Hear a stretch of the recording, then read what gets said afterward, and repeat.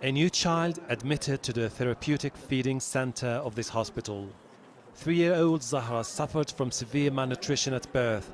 By the time her family brought her here, it was too late. Her brain had been permanently damaged and she will never be able to walk.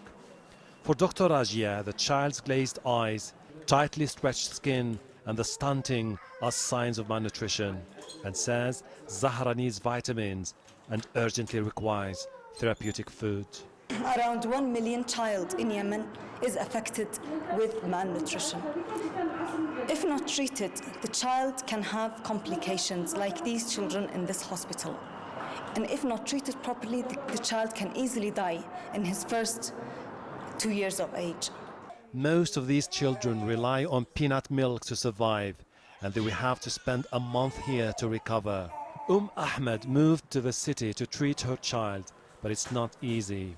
She says she spends $25 a day. Her husband is one of millions of Yemenis who lives on less than $1 a day.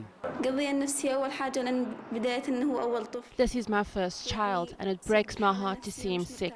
I need to know how to treat my child, but at the same time we don't have money to buy medicine. I borrow money to look after my child.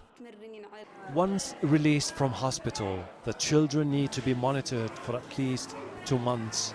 One of the biggest obstacles that health officials face here is that most of the malnourished children need prolonged treatment, but their families live in rural areas far from the capital and they cannot afford to come back for a follow-up, which means that their children will not recover fully. There's also another problem. A lack of access to drinking water also leads to the outbreak of diseases that cause malnutrition.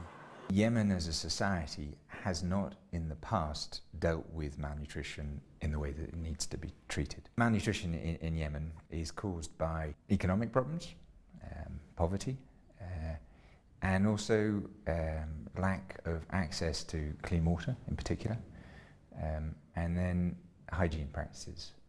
International aid agencies estimate Yemen needs hundreds of millions of dollars to be able to eradicate malnutrition. Not an easy task in a country beset by violence and instability. Ahelbarra, Al Jazeera, Sanaa.